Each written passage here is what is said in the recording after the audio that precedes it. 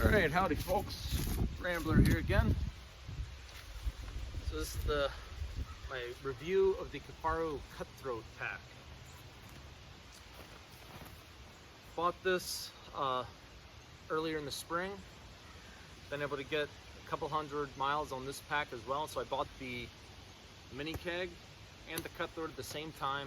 I've put about 200 to 300 miles on each of them over the year so far.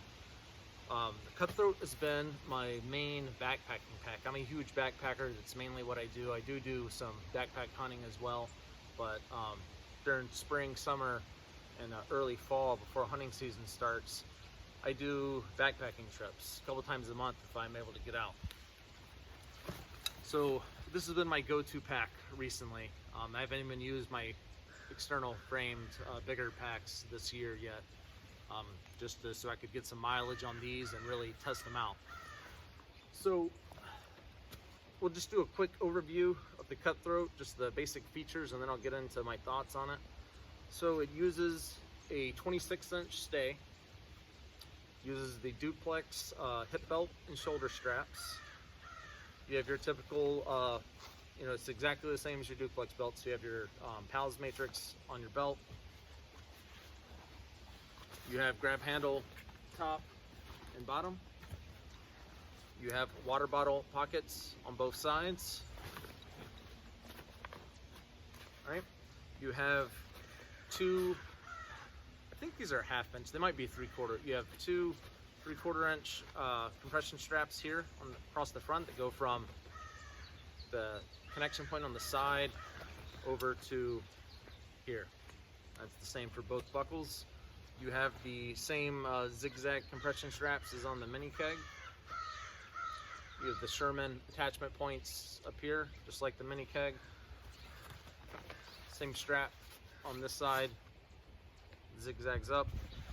You have a sewn-in strap with auto-lock buckle going to your snow collar, both sides. Then you have a over-the-top strap that goes to this front pocket. All right, other basic features. If we take off this over-the-top zipper, you have a kind of like a pouch here. It's I can fit two hands in side by side, and I can spread my fingers out all the way. And you can fit, I don't know, a little wider than your fist, width-wise down in it. I typically stick my tarp and my stakes and stuff in here, or a rain jacket for quick access while I'm backpacking. So it's easy to get to. I can put it away while it's wet. It's not gonna get anything in my bag wet. Buckle this back up. You also have the belt pouch matrix here on the top.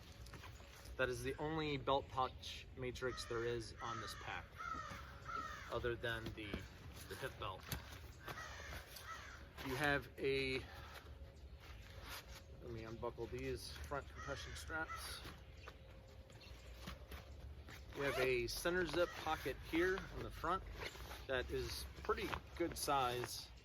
And then you have the horseshoe zipper compartment here that is massive. I can almost go just below my shoulder. It's really tall. I measured it if you watch my other Kutthroat video, I believe I measured it. But it's tall enough to fit pretty much anything you want. Tent poles. I have the Tensa Solo poles and the trekking trees from Tensa for hanging a hammock without trees. Those fit in there fine with room to spare. You can fit spotting scopes, tripods, you name it. It's really massive. You can fit. If you can't fit it in there, you might want to question if you should be bringing it, because that's a big pocket. This outside pocket, I honestly haven't used a whole lot. I've just been kind of stashing some quick access things, and it's big enough to fit most layers, as long as it's not like a big, thick, puffy. Like you could fit a Kifaru Lost Park parka in here, but it would take up the entire pocket. So there's that. This pocket's usually empty on most of my trips, or has very little in it. So this, I don't know if I mentioned earlier, this is 66 liters or like 67, just shy of 67 liters, I believe. So the way I have it set up, I have a medium belt pouch on this side. Then on this side, I have a Maxpedition expandable water bottle pouch, which I really like those. And that is the only thing I have added to this pack. Sometimes I run a guide lid on it, sometimes I don't. I went for a 7-day canoe trip with my son in the summer, and I put a guide lid on this for that, just so I could hold extra gear. I have had this pack in some serious rain, and I have not had any water leak into the bag. So it's exceptionally well made. It does the majority X-Pack. The only Kedora you have is on the bottom and the sides of the water bottle pouches here on the front, and again on the other side, and then right on top where the top of the snow collar, and then obviously the back panel. Unbuckle it here. Oh, while talking about straps, before I forget, you do have sleeping pad straps. They were just loose, I forgot about them. So you have 2 of those, strap a pad or whatever you want on the bottom.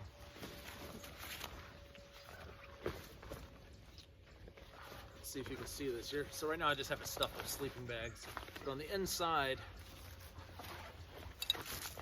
you have X-Pack everywhere. So it is completely X-Pack through and through.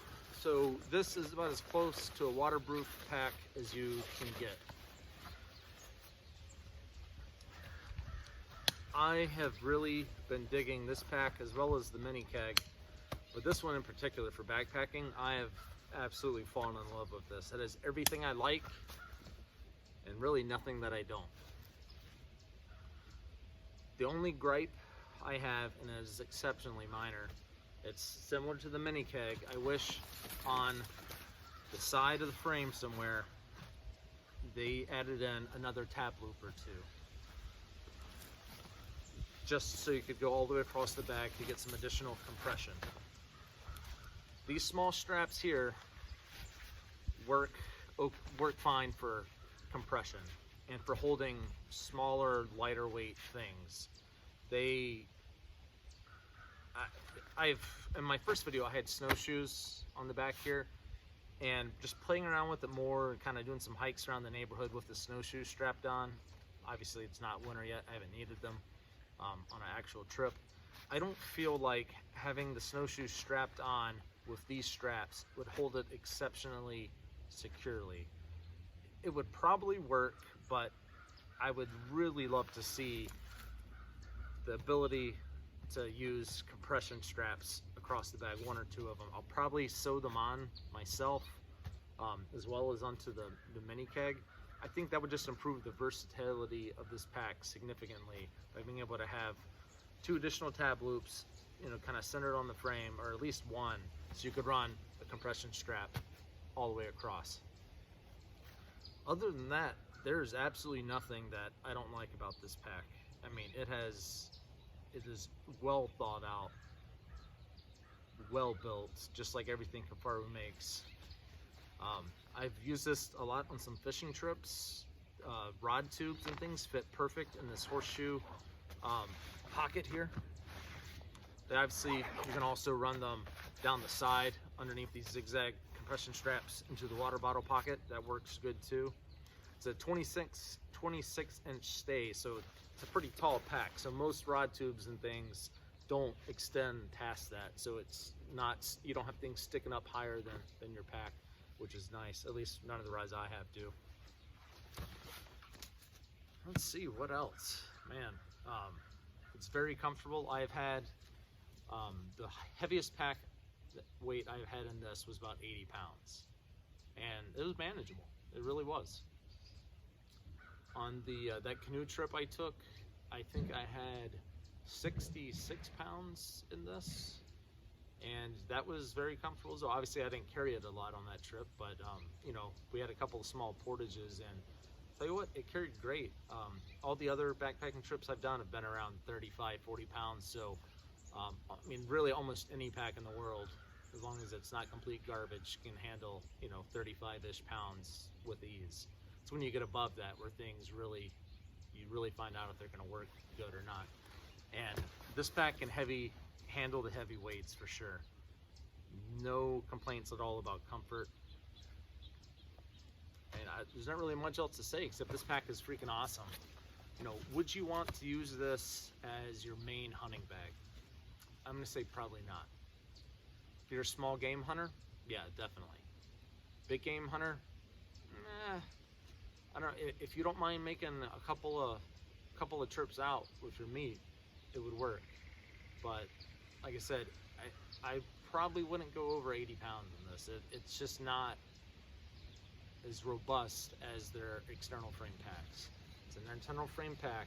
It is 26-inch stays, and you know, they're tough, but I think you're pushing it if you're going to go over 80.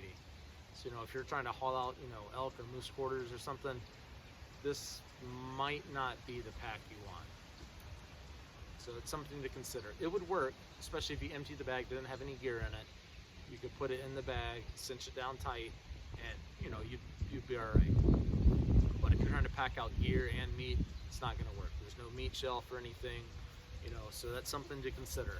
But if you're a backpacker, you want to go on fishing trips, small game hunter, anything like that, this thing is awesome.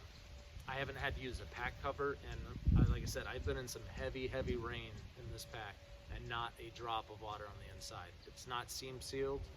It does use the AquaGuard zippers. Everywhere there's a zipper, X-Pack everywhere. As long as you make sure you fold over your snow collar sufficiently, it works good. Now I said I did run a guide lid on this some, and on that canoe trip, because I was carrying a lot of gear for my son, really, just so we didn't have so many bags in the canoe. I had the snow collar up all the way, and with the guide lid over that. Now when I attach the guide lid on this, I go to where the Sherman pocket would normally attach. Normally you would go right here. One thing, especially using an X-Pack guide lid, if you use it to where you overhang the back, the top of the frame a little bit, then you have X-Packs covering even all of the Cordura. And so it just, I don't know, I feel like it sheds water better when you do that. So, you know, normally if you hook up the guide lid, you have either the buckles or the K-clips, neither of which are super short. So you end up with, you know, anywhere from about a ½ inch to, you know, what are the buckles together? Maybe like 2.5 inches, something like that, of space to where it's kind of sitting right in, like right here wise. Well, obviously the collar's extended, it's a little different, but you know, it's not exactly flush. So that would be your highest probability of getting water to leak into the bag, would be through the back panel. Because the back panel is not Cordura. Everything else is all the sides and even the inside of the snow collar is X-Pack underneath the belt pouch matrix, but the actual back panel is not. You have the water bladder sleeve down in there, but the back panel itself is not X-Pack. So just with that guide lid to kind of shed water, so it's not dumping right here at the stitch, at the seam at the top of the pack, works good to shed water out of way. And I also like using the guide lid just because it gives you a little bit more organization for, you know, small things and whatnot on a trip. I did run it some with just a belt pouch on top. That worked good too.